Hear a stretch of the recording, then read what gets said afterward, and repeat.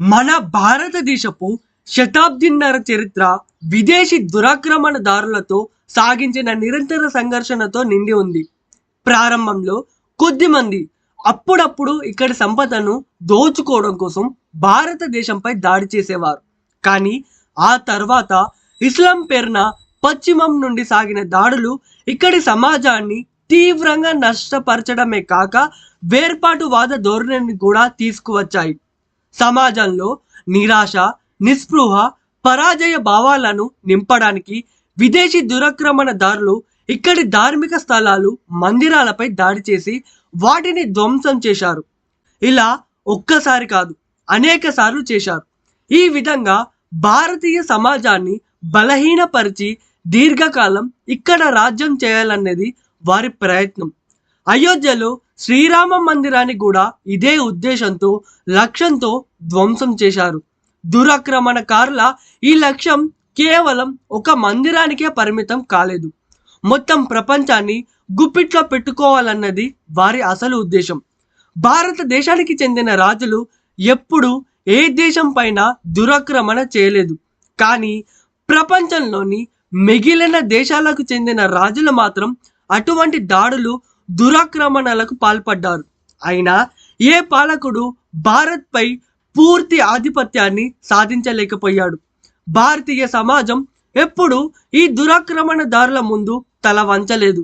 వీరిని ఎదుర్కొనేందుకు నిరంతరం పోరాటం చేస్తూనే ఉంది. అయోధ్య జన్మస్థానాన్ని తిరిగి స్వాధీనం చేసుకొని అక్కడ భవ్యమైన రామ మందిరాన్ని పునర్నిర్మించడానికి నిరంతర ప్రయత్నం సాగుతూనే ఉంది. అనేక యుద్ధాలు, సంఘర్షణ, బలిదానాలు జరిగాయి. రామ జన్మభూమిలో మందిర నిర్మాణ సంకల్పం హిందువుల మనసుల నుండి ఎప్పుడు తొలగిపోలేదు. 1857లో బ్రిటిష్ వారికి వ్యతిరేకంగా యుద్ధానికి ప్రణాళిక వేసుకున్నప్పుడు హిందువులు, ముస్లింలు కలిసే ఆ పని చేశారు. అప్పటి వరకు ఇద్దరు ఆలోచనలు పంచుకునేవారు. అప్పుడు గోవధ నిషేధం, రామ జన్మభూమి గురించి రెండు వర్గాల మధ్య ఒక అంగీకారం కుదిరే పరిస్థితి ఏర్పడింది. తన ప్రమాణ పత్రంలో గోవధ నిషేధం అమలు గురించి కూడా బహదూర్ షా జాఫర్ పేర్కొన్నాడు. అందువల్లనే సమాజం మొత్తం ఒక్కటిగా నిలిచి పోరాడింది. భారతీయులందరూ వీరోచితంగా పోరాడిన దురదృష్టవశాత్తు ఆ యుద్ధం విఫలమైంది. దానితో బ్రిటిష్ పాలన కొనసాగింది. అయితే రామ జన్మభూమి ముక్తి పోరాటం మాత్రం ఆగలేదు. బ్రిటిష్ వాళ్ళు మొదటి నుండి అనుసరిస్తూ వచ్చిన విభజించు పాలించు అనే విధానాన్ని ఆ తర్వాత మరింతగా అమలు చేశారు.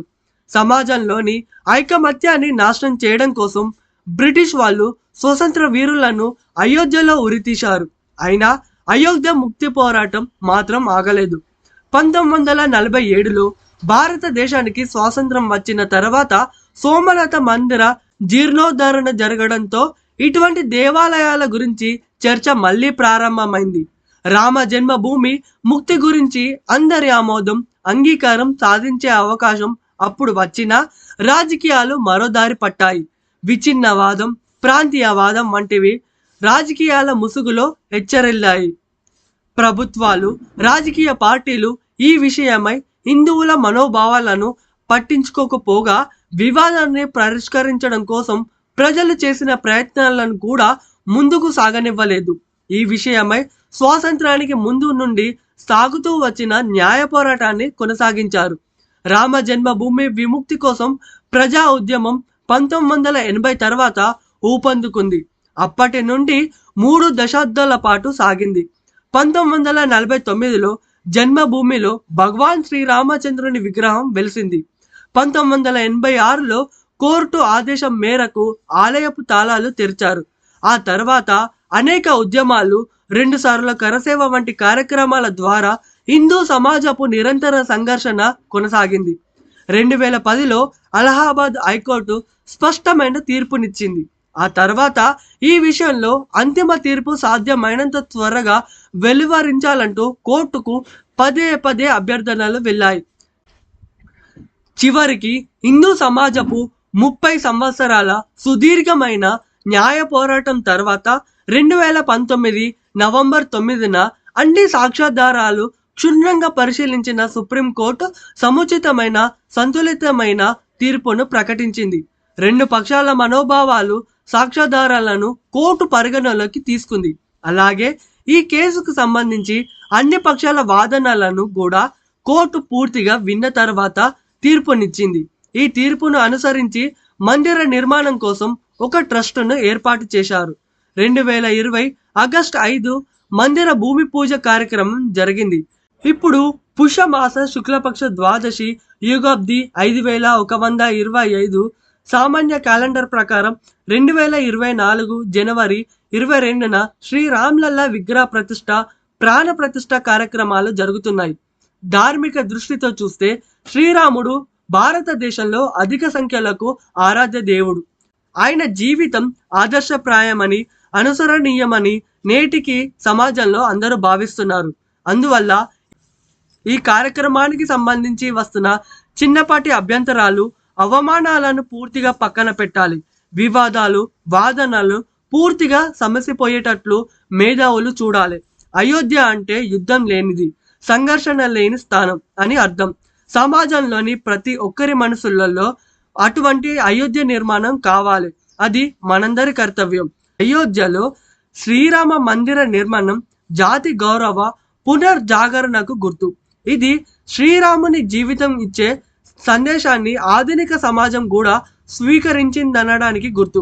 శ్రీరామ మందిరంలో పత్రం, ఫలం, పుష్పంతో పూజతో పాటు రామ దర్శనంతో మనసులో ఆయనకు ఉంచుకొని ఆదర్శవంతమైన ఆచరణను అలవరుచుకొని శ్రీరాముని పూజ చేయాలి. ఎందుకంటే శివో భూత్వా శివం భజేత్, రామో భూత్వా రామం భజేత్. శివుడైతేనే శివుని పూజించు, రాముడైతేనే రాముడిని పూజించు అనేదే నిజమైన పూజ అవుతుంది. భారతీయ సాంస్కృతిక దృష్టి ప్రకారం మాతృవాత్ పరదారేషు పరద్రావ్యేషు లోషవాత్ ఆత్మవాత్ సర్వభూతేషు యహ పశ్యతి సహ పండితః. పరస్త్రీని మాతృభావనతో చూడాలి, పరుల సొమ్మును మట్టిగా ఎంచాలి, సర్వ జీవులలో ఆత్మను చూడాలి అని పండితులు చెప్తారు. ఈ విధంగా మనం శ్రీరాముని మార్గంలో నడవాలి. సత్యనిష్ట, బల పరాక్రమాలతో పాటు క్షమ, వినయం, అందరినీ సమాదరించే ధోరణి, కారుణ్యం, కర్తవ్య పాలనలో పట్టుదల వంటి శ్రీరామచంద్రుని గుణాలను వ్యక్తిగతంగా, కుటుంబ పరంగా అలవర్చుకునే ప్రయత్నం చేయాలి. వ్యక్తిగత జీవితంలో క్రమశిక్షణ తెచ్చుకోవాలి. ఇటువంటి క్రమశిక్షణ ద్వారానే రామ లక్ష్మణులు 14 ఏళ్ల అరణ్యవాసాన్ని పూర్తి చేయడమే కాక శక్తిశాలి రావణునితో పోరాడి విజయం సాధించారు. శ్రీరాముని జీవితంలో కనిపించే న్యాయబుద్ధి, కరుణ, సద్భావం, నిష్పక్షత ధోరణి, సామాజిక గుణాలను తిరిగి ఈ సమాజంలో పాదుకొల్పాలి. శోషణ లేని సమాన న్యాయం లభించే సమాజాన్ని, శక్తితో పాటు కరుణ నిండిన ఒక సమాజాన్ని నిర్మించడమే శ్రీరాముని నిజమైన పూజ అవుతుంది. అహంకారం, స్వార్థం, భేదభావాల మూలంగా ప్రపంచం వినాశం వైపు పరుగులు తీస్తోంది. ఎన్నో ఆపదనలను కొని తెచ్చుకుంటుంది. సద్భావన, ఏకత, ప్రగతి, శాంతి వంటి మార్గాన్ని చూపిన జగదాభిరాముని ఆదర్శం సర్వ కళ్యాణకారి, సర్వేషం అవిరోధి, ఎవరితోనూ విరోధం లేని ఆయన సమాజ నిర్మాణపు ప్రారంభానికి దారి చూపాలి. ఆ మహాప్రయత్నానికి శ్రీ రామ్లల్లా ప్రాణ ప్రతిష్ఠ నాంది కావాలి. మనమంతా ఆ ప్రయత్నంలో, ఆ ఉద్యమంలో పాలు పంచుకోవాలి.